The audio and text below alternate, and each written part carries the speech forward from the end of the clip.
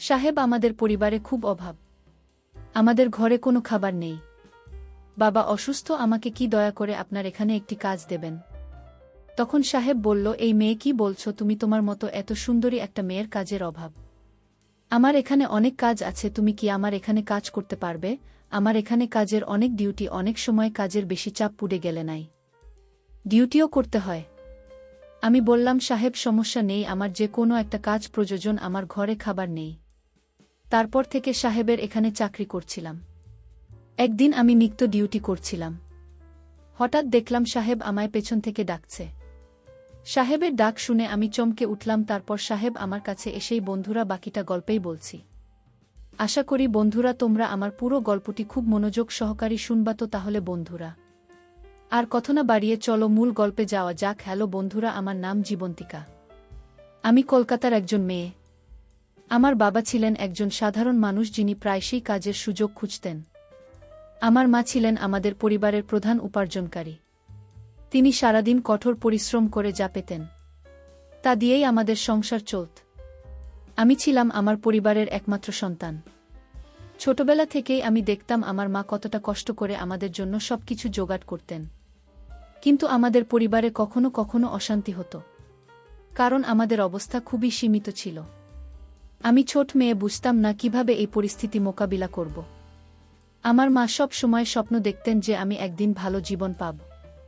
তিনি আমাকে বলতেন, জীবনটি তুই নিজের পায়ে দাঁড়াবি, পড়াশোনা করবি।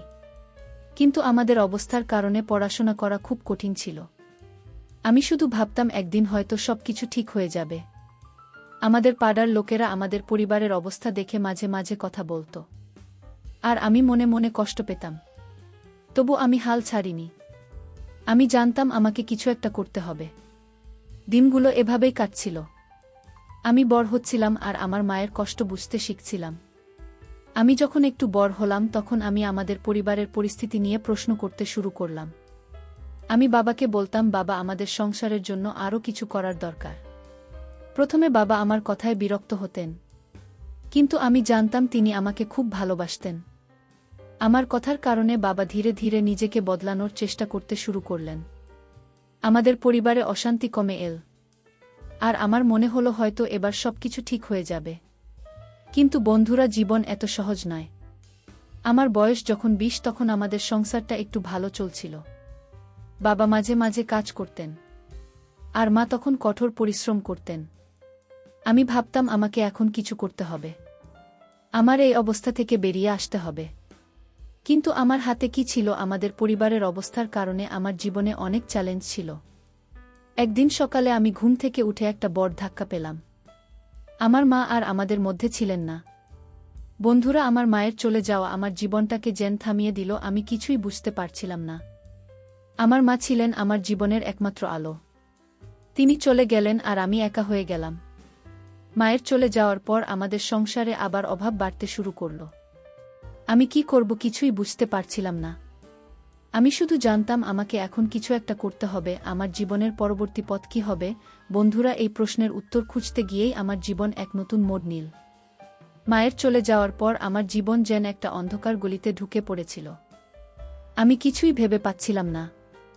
বাবা আবার আগের মতো কাজকর্মের প্রতি উদাসীন হয়ে পড়লেন। তিনি আমাদের সংসারের দায়িত্ব নিতেন না। আমি একা বাড়িতে বসে ভাবতাম, এই জীবন থেকে বের হওয়ার কোনো পথ আছে কি? আমার হাতে কিছুই ছিল না। শুধু ছিল মায়ের স্মৃতি আর আমার নিজের ইচ্ছাশক্তি। আমাদের বাড়িতে খাবারের অভাব দেখা দিল। বাবা কোনো কাজ করতেন না, আর মা তো আর ছিলেন না। আমি পাড়ার কিছু লোকের কাছে সাহায্য চাইতে গেলাম, কিন্তু আমাদের পরিবারের অবস্থার কারণে কেউ এগিয়ে এলো না। কেউ কেউ বলতো, তোর বাবা তো কিছু করেন না, তোকে কে সাহায্য করবে? আমার মনে হতো এই পৃথিবীতে আমার জন্য কোনো জায়গা নেই। তবু আমি হাল ছাড়লাম না। আমি ভাবলাম আমাকে কিছু একটা করতেই হবে। একদিন আমি সাহস করে আমাদের পাড়ার একজন প্রভাবশালী ব্যক্তির বাড়িতে গেলাম। আমি ভাবলাম হয়তো তিনি আমাকে কোনো কাজ দিতে পারেন। তিনি আমাকে দেখে বললেন, তুমি এখানে কেন এসেছ? আমার কাছে তোমার জন্য উপযুক্ত কোনো কাজ নেই। আমি বুঝলাম তার কথায় আমার জন্য কোনো সুযোগ নেই। আমি চুপচাপ বাড়ি ফিরে এলাম। আমার মনে হলো সৎ পথে এগিয়ে যাওয়া কতটা কঠিন। আমার জীবন যেন একটা দুঃস্বপ্নের মধ্যে ঘুরছিল। আমি রাস্তা দিয়ে হাঁটতে হাঁটতে ভাবছিলাম এবার আমি কি করব, হঠাৎ পেছন থেকে একজন আমাকে ডাকলেন। এই যে শুনুন। আমি ফিরে তাকালাম, একজন ভদ্রলোক আমার দিকে এগিয়ে এলেন। তিনি বললেন, আমার নাম রিতান কুণ্ডু। আমি শহর থেকেই গ্রামে এসেছি।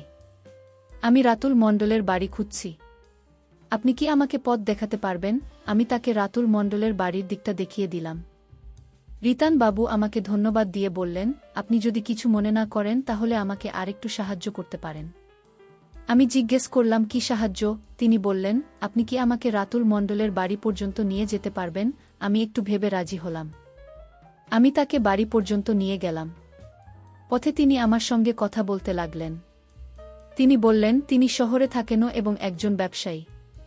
তার কথাবার্তায় মনে হলো তিনি ভদ্র এবং সৎ মানুষ। রাতুল মণ্ডলের বাড়ি পৌঁছে তিনি আমাকে একটা কার্ড দিলেন। বললেন, এটা আমার কার্ড। যদি কখনো কোনো প্রয়োজন হয় আমাকে ফোন করো, আমি যতটা কারি সাহায্য করব। আমি কার্ডটা হাতে নিয়ে দেখলাম। তার কথায় আমার মনে একটু আশার আলো জ্বলল। আমি তাকে আমার পরিবারের অবস্থার কথা খুলে বললাম। তিনি বললেন, আমি তোমার সমস্যা বুঝতে পারছি। আমি দেখব তোমার জন্য কি করা যায়। রিতানবাবু আমাকে জিজ্ঞেস করলেন, তুমি পড়াশুনো কতদূর করেছ? আমি বললাম, আমি এসএসসি পাশ করেছি, কিন্তু তারপর আর পড়াশোনা করতে পারিনি। তিনি একটু ভেবে বললেন, আমার কাছে কিছু কাজ আছে। তুমি যদি পরিশ্রম করতে প্রস্তুত থাকো তাহলে আমি তোমাকে একটা কাজ দিতে পারি। আমার মনে হলো এই সুযোগটা আমার জীবন বদলে দিতে পারে।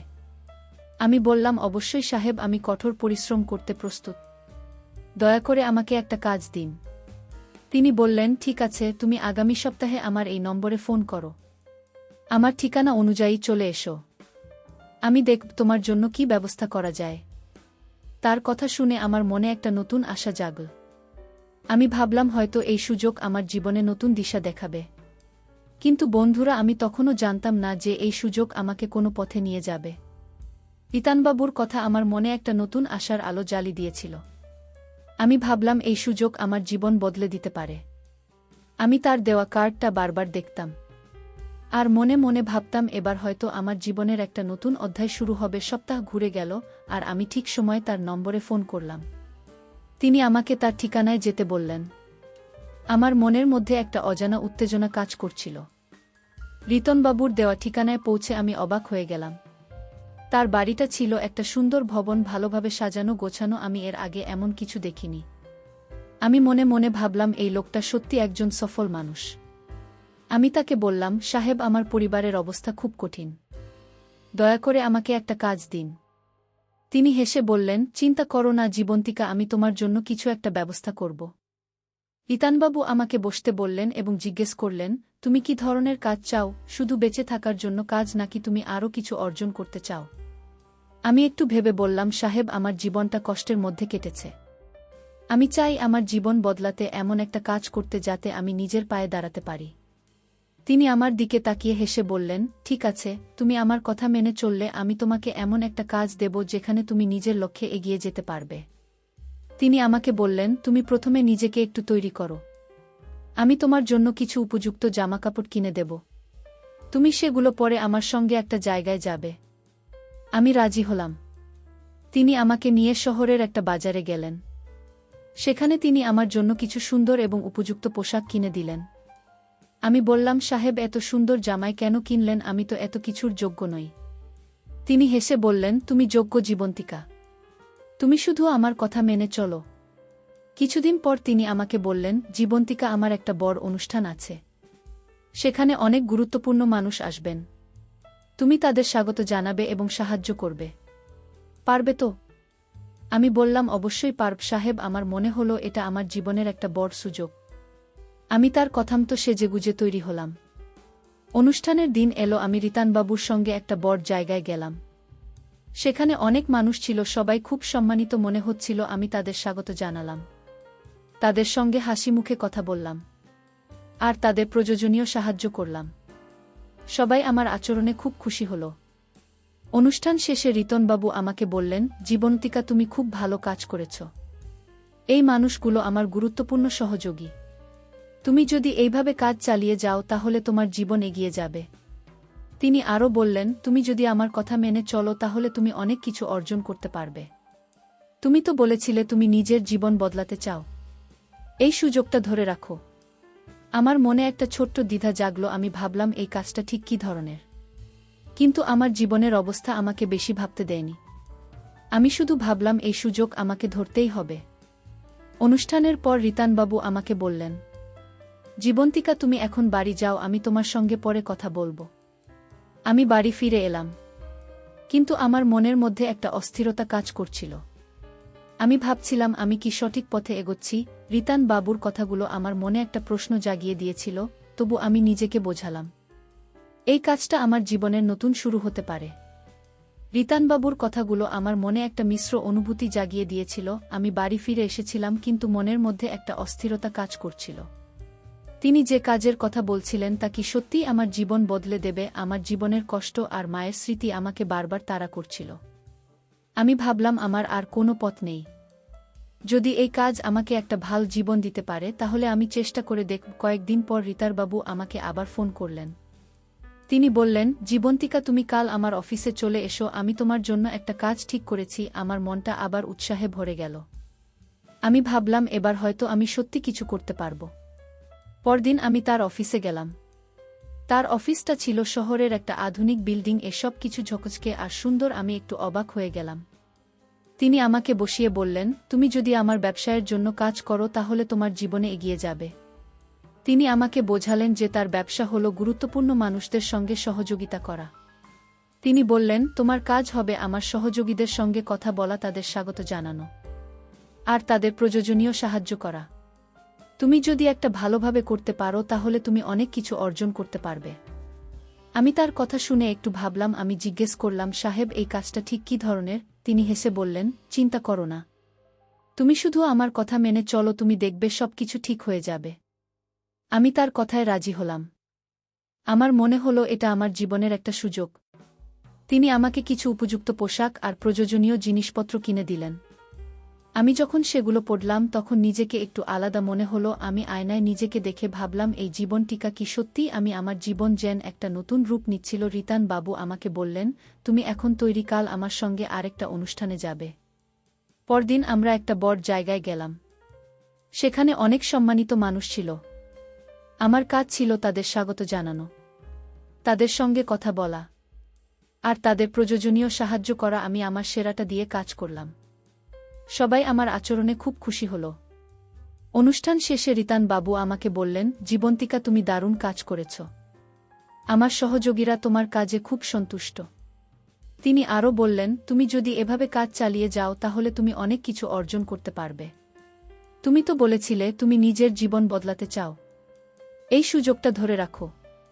আমার মনে একটা ছোট্ট দ্বিধা জাগল। আমি ভাবলাম এই কাজটা কি সত্যিই আমার জন্য ঠিক। তিনি আমাকে একটা খাম দিলেন। খামটা খুলে দেখলাম তাতে কিছু টাকা। আমি অবাক হয়ে গেলাম। এত টাকা আমি আগে কখনো একসঙ্গে দেখিনি। আমার মনে হলো হয়তো এই পথে আমার জীবন এগিয়ে যাবে। কিন্তু আমার মনের কোণে একটা প্রশ্ন ছিল, আমি কি সঠিক পথে এগোচ্ছি? আমার মায়ের কথা বারবার মনে পড়ছিল। তিনি সব সময় বলতেন, জীবন্তী তুই সৎ থাকিস। আমি নিজেকে প্রশ্ন করছিলাম, আমি কি সৎ পথে আছি? আমি বাড়ি ফিরে এলাম, কিন্তু মনের মধ্যে একটা ঝড় বইছিল। বন্ধুরা, আমার জীবনের এই নতুন পথ আমাকে কোথায় নিয়ে যাবে তা আমি তখনও জানতাম না। রিতানবাবুর দেওয়া টাকার খামটা হাতে নিয়ে আমি বাড়ি ফিরলাম। এত টাকা আমি আগে কখনো একসঙ্গে দেখিনি। আমার মনে হলো হয়তো এই পথে আমার জীবনের সব কষ্ট দূর হবে। কিন্তু মনের এক কোণে একটা অস্বস্তি কাজ করছিল। আমি ভাবছিলাম, আমি কি সত্যি ঠিক পথে আছি? মায়ের কথাগুলো বারবার মনে পড়ছিল। তিনি সবসময় বলতেন, জীবনটি তুই সৎ থাকিস। আমার জীবনের অবস্থা আমাকে এমন একটা জায়গায় ঠেলে দিয়েছিল যেখানে আমি আর বেশি ভাবতে পারছিলাম না। রিতান বাবু আমাকে আরও অনুষ্ঠানে নিয়ে যেতে লাগলেন। আমার কাজ ছিল তার সহযোগীদের সঙ্গে কথা বলা, তাদের স্বাগত জানানো আর তাদের প্রয়োজনীয় সাহায্য করা। আমি দেখলাম আমার হাসি আর আচরণে তারা খুব খুশি হয়। প্রতিবারই আমি কিছু টাকা পেতাম।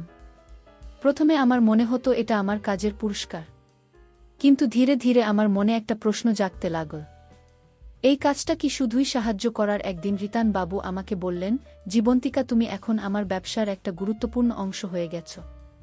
তুমি যদি আরও দায়িত্ব নিতে চাও তাহলে তোমাকে আরও প্রস্তুত হতে হবে। তিনি আমাকে কিছু উপযুক্ত পোশাক আর প্রয়োজনীয় জিনিসপত্র কিনে দিলেন। আমি যখন সেগুলো পরতাম তখন নিজেকে একটু আলাদা মনে হতো। আমার পুরনো জীবন, আমার কষ্ট সবকিছু যেন অনেক দূরের মনে হতো। কিন্তু আমার মনের মধ্যে একটা শূন্যতা ছিল। একটা অনুষ্ঠানে আমি একজন সহযোগীর সঙ্গে কথা বলছিলাম। তিনি আমার সঙ্গে খুব ভালো ব্যবহার করলেন। কথা বলতে বলতে তিনি বললেন, জীবন্তিকা, তুমি খুব দক্ষ। তুমি যদি আমার সঙ্গে আরও কিছু সময় কাজ করো তাহলে আমি তোমাকে আরও সুযোগ দিতে পারি। আমি তার কথার মানে বুঝলাম। আমার মনটা ভারী হয়ে গেল। আমি হাসি দিয়ে কথা ঘুরিয়ে দিলাম। কিন্তু আমার মনে একটা অস্বস্তি কাজ করছিল। আমি কি এই পথে এগিয়ে যেতে পারব? অনুষ্ঠান শেষে রিতানবাবু আমাকে আর একটা খাম দিলেন। খামে আগের চেয়ে বেশি টাকা ছিল। তিনি বললেন, জীবন্তিকা, তুমি আমার সহযোগীদের খুব খুশি করেছ। এই টাকা তোমার কাজের পুরস্কার। তুমি যদি এভাবে কাজ করতে থাকো তাহলে তুমি আরও এগিয়ে যাবে। আমি টাকাগুলো হাতে নিয়ে মনে মনে ভাবলাম, এই টাকা কি আমার সত্যি প্রাপ্ত? বাড়ি ফিরে আমি টাকাগুলো দিয়ে বাবার জন্য প্রয়োজনীয় জিনিস কিনলাম, বাড়ির জন্য খাবার জোগাড় করলাম। কিন্তু আমার মনের শান্তি যেন হারিয়ে গিয়েছিল। আমি রাতে বিছানায় শুয়ে ভাবতাম, আমি কি সত্যি এই জীবন চাই? আমার মায়ের স্বপ্ন ছিল আমি যেন একটা ভালো জীবন পাই, কিন্তু এই জীবন কি তিনি চাইতেন? রিতানবাবু আমাকে আরও বড় বড় অনুষ্ঠানে নিয়ে যেতে লাগলেন। আমি দেখলাম আমার জীবন বদলে যাচ্ছে।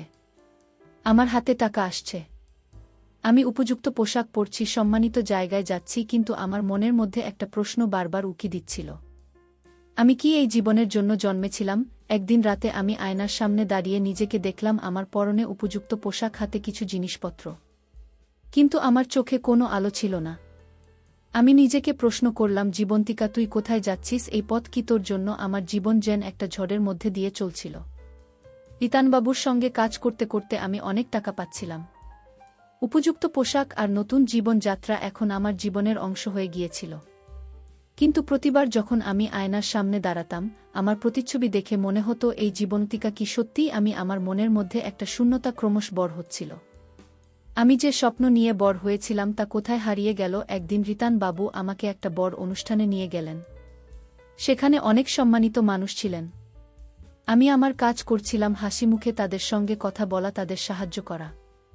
কিন্তু সেদিন একজন সহযোগী আমার সঙ্গে কথা বলতে বলতে বললেন, জীবন্তিকা, তুমি খুব দক্ষ, তুমি এ কাজ করছো কেন? তুমি তো আরও ভালো কিছু করতে পারো। তার কথাগুলো আমার মনে গভীরভাবে আঘাত করল। আমি হাসি দিয়ে কথা ঘুরিয়ে দিলাম, কিন্তু আমার মনের মধ্যে একটা ঝড় শুরু হয়ে গেল। সেই রাতে আমি বাড়ি ফিরে এলাম। আমার হাতে ছিল আরেকটা টাকার খাম, কিন্তু এবার আমি সেই টাকা দেখে খুশি হতে পারলাম না। আমি ভাবলাম, এই টাকা দিয়ে আমি কি পেলাম? আমার মায়ের স্বপ্ন ছিল আমি যেন একটা সম্মানজনক জীবন পাই, কিন্তু আমি কি সত্যি সেই জীবন পেয়েছি? আমার জীবন বাইরে থেকে ঝকঝকে, কিন্তু ভেতরে ভেতরে আমি যেন ফাঁপা হয়ে গেছি। আমি রাতভর ঘুমাতে পারলাম না। আমার মায়ের কথা, আমার শৈশবের কষ্ট আর আমার বর্তমান জীবন সবকিছু মিলেমিশে আমাকে ভাবিয়ে তুলছিল। পরদিন আমি রিতানবাবুর সঙ্গে দেখা করলাম। আমি সাহস করে বললাম, সাহেব, আমি এই কাজ আর করতে পারব না। আপনি আমাকে অনেক সাহায্য করেছেন, কিন্তু এই জীবন আমার জন্য নয়। তিনি প্রথমে অবাক হলেন, তারপর বললেন, জীবন্তিকা, তুমি এই সুযোগ ছেড়ে দিলে কিন্তু আবার কষ্টে ফিরে যাবে। আমি বললাম, হয়তো কষ্টে ফিরে যাব, কিন্তু আমি আমার সম্মান হারাতে চাই না। আমি তার দেওয়া জিনিসপত্র ফিরিয়ে দিলাম। আমার মনে একটা অদ্ভুত শান্তি এলো। আমি বাড়ি ফিরে এলাম। আমার হাতে যে টাকা ছিল তা দিয়ে আমি বাবার জন্য প্রয়োজনীয় জিনিস কিনলাম। আমি সিদ্ধান্ত নিলাম, আমি এবার নিজের পায়ে দাঁড়াব। আমি একটা ছোট দোকানে কাজ শুরু করলাম। টাকা খুব কম ছিল, কিন্তু আমার মনে শান্তি ছিল। আমি জানতাম এই পথে আমি আমার মায়ের স্বপ্নের কাছাকাছি আছি। আমি পড়াশোনা আবার শুরু করলাম, যাতে একদিন আমি নিজের যোগ্যতায় কিছু করতে পারি। বছর কয়েক পর আমি একটা ছোট ব্যবসা শুরু করলাম। আমি আমার গ্রামের মেয়েদের জন্য একটা প্রশিক্ষণ কেন্দ্র খুললাম, যেখানে তারা সেলাই শিখতে পারে। আমি চাইলাম আমার মতো আর কোনো মেয়েকে কষ্টের কারণে ভুল পথে যেতে না হয়। আমি আমার মায়ের নামে একটা ছোট ফাউন্ডেশন করলাম, যেখানে গরিব মেয়েদের পড়াশুনো আর কাজে সুযোগ দেওয়া হয়। আমার জীবন এখন আর আগের মতো নয়। আমি এখন নিজের পায়ে দাঁড়িয়েছি, আর আমার মনে শান্তি আছে। সব শেষে বন্ধুরা, আমি তোমাদেরকে বলব, সোনার চামচ মুখে নিয়ে কেউ পৃথিবীতে আসে না। জীবন যতই কঠিন হোক, থাকলে তুমি নিজের সম্মান বাঁচাতে পারো। আমি একটা ভুল পথে কিছুদিন হেঁটেছিলাম। কিন্তু আমি ফিরে এসেছি। আমি বুঝতে পেরেছি টাকাই জীবনের সবকিছু নয়। আমার মায়ের স্বপ্ন, আমার নিজের সম্মান, এগুলোই আমার জীবনের আসল সম্পদ। বন্ধুরা, ভিডিওটি যদি তোমাদের ভালো লাগে তাহলে লাইক, শেয়ার এবং সাবস্ক্রাইব করে পাশে থেকো। আর এতক্ষণ তোমরা ধৈর্য ধরে গল্পটি শোনার জন্য তোমাদেরই সবাইকে অসংখ্য ধন্যবাদ।